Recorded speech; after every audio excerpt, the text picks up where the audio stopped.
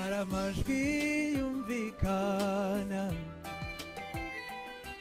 amajwi y'indushyi n'imfubyi. Isi yose uko ingana hari ibanga ikeneye, ibanga ryatuma indushyi zihebuka.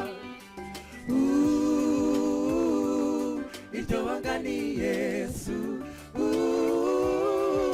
Yesu, Yesu, Yesu, nongere ni Yesu.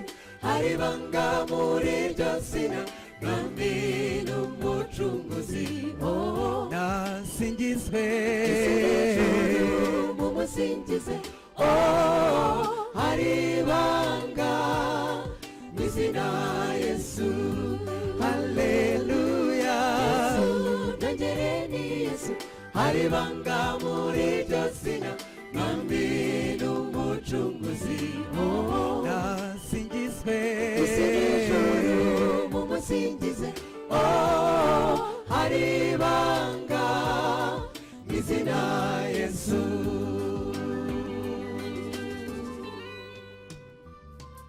Nimumve mw'abakomeye mwe, ndetse namwe mworoheje. Yesu niwe wenyine Alfa kandi Omega, n'ibyiringiro by'indembe kwa muganga. Izina Yesu iyo rivuzwe, n'imbaraga z'umwijima ziracika.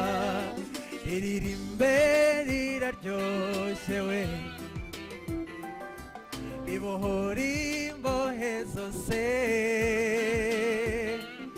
Girigire maze urebe ukuntu rihindura ibyarurwa ngo bihinduke gukunda. Ni Yesu wenyine turirimba, tubwiriza abatuye isi rukundo. Bihane bitegura ingoma ye, dore ko bidatinza agiye kwima. Yesu nongere ni Yesu. Hari ibanga muri iryo zina, mwami n'umucunguzi. Nasingizwe mumusingize.